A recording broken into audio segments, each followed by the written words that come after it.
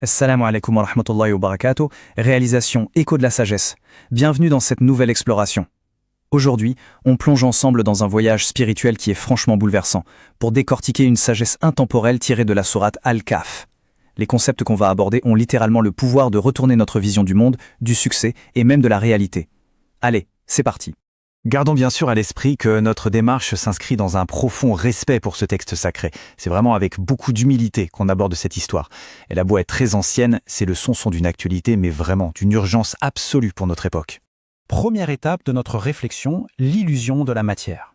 Alors, ce qui est fascinant avec la sourate Al-Kahf, c'est qu'elle agit comme un véritable bouclier. Et ça nous amène directement au concept de Dajjal. Ce n'est pas juste un personnage, c'est l'essence même de la tromperie, le Dajjal. C'est cet art redoutable de nous faire croire que le noir est blanc.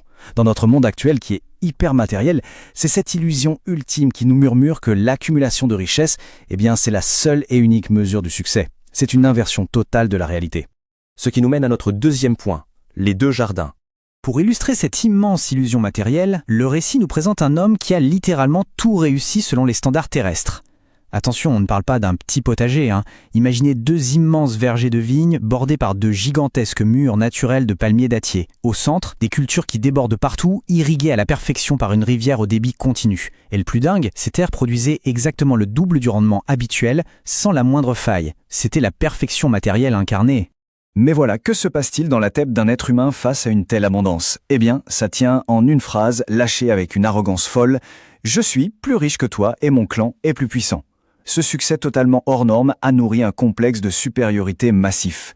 Le propriétaire en est venu à évaluer sa propre valeur et celle de son compagnon uniquement à travers son compte en banque et son influence sociale.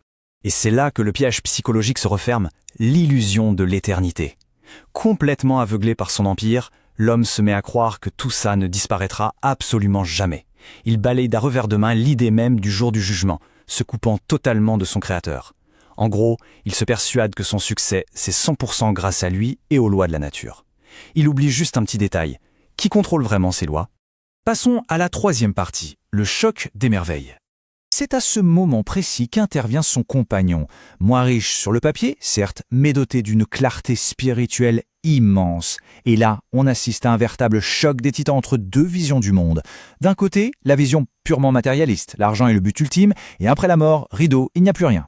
De l'autre côté, la vision croyante, qui dit « Attends, la richesse c'est juste un outil temporaire. Le vrai succès, c'est l'obéissance à Allah, car la vraie vie, elle, est éternelle. » Ce sont vraiment deux paradigmes qui s'entrechoquent frontalement.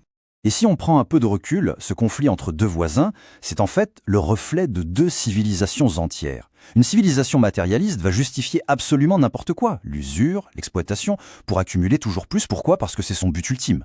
À l'inverse, une civilisation fondée sur la foi pose des limites éthiques claires. Les moyens comptent autant que le résultat, et surtout, la valeur d'une personne n'est plus fixée par son portefeuille, mais par sa droiture, sa justice et son intégrité. Et ça change absolument tout.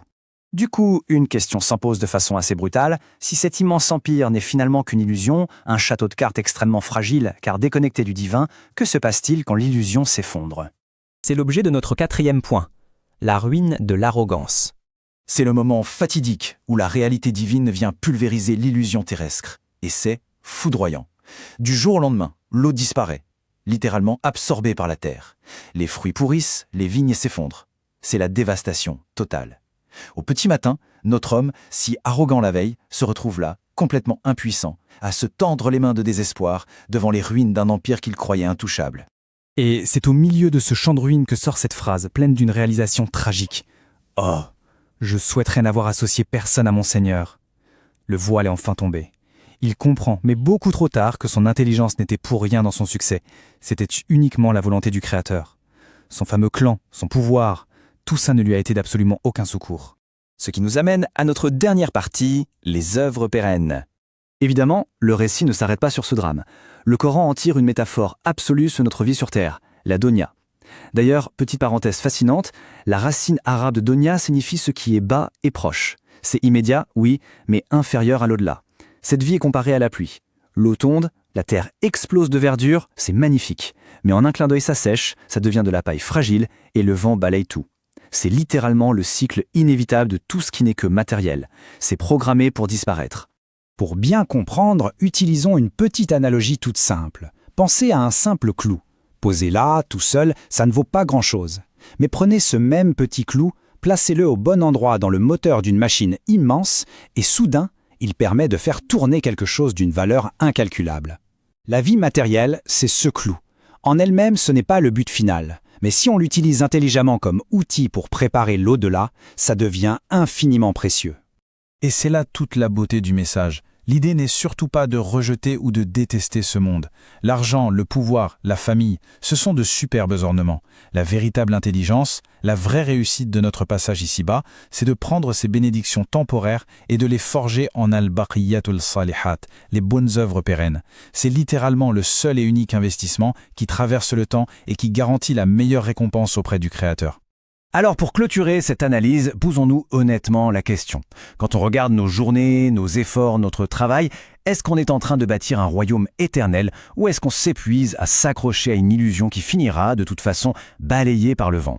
Gardons vraiment cette réflexion en tête. Un immense merci d'avoir suivi ce décryptage avec nous et à très vite pour explorer ensemble de nouvelles sagesses.